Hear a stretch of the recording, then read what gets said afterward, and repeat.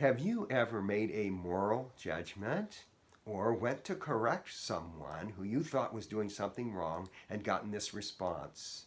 Doesn't the Bible say do not judge? Welcome to Truth Talk with Ed Skipper every Monday, Wednesday, and Friday. So, are those words of Jesus, do not judge, a license for someone to say, I get to do whatever I want, and if you don't like it, you're in the wrong because you are judging me? After all, aren't we all sinners? Who are you to judge? Now, I have interviewed literally thousands of students, mostly college students, doing gospel surveys, asking them, are you a good person? And then when they tell me yes, which they usually do, I ask, tell me some of your virtues. What makes you a good person? Often people include, I don't judge people. Now, that may be a virtue or not, depending on what they mean by that. Oh, the dangers of taking Scripture out of context. I was reading a new believer wrote about his experience. He was looking for guidance in a decision, and the way he looked to God for guidance was just to open the Bible, some random passage, and take that as God's guidance. Well, he opened to Hosea chapter 1, verse 2. Go and marry a prostitute and have children with her. Now, obviously, that passage has a context to it, and so do Jesus' words, do not judge, or you too will be judged. We're going to ask the question, are all moral judgments forbidden because of this passage as we read Matthew chapter 7, verses 1 through 5, and see the context of Jesus' words.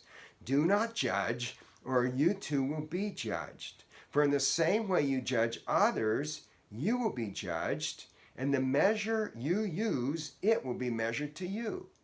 Why do you look at the speck of sawdust in your brother's eye and pay no attention to the plank in your own eye? How can you say to your brother, let me take the speck out of your eye, when all the time there is a plank in your own eye?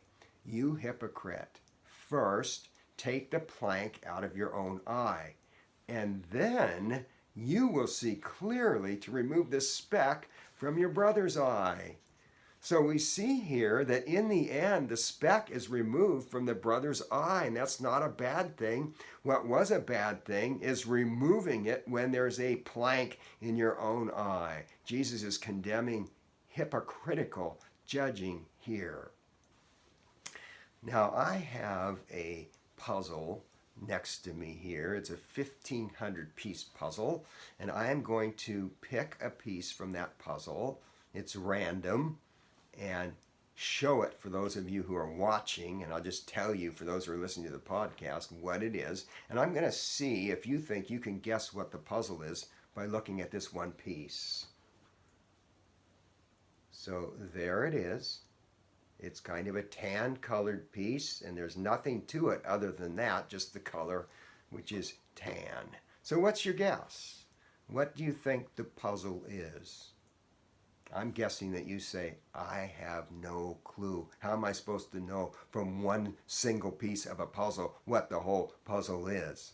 May I suggest to you that that's what we do when we read the scripture out of context, just reading a single verse?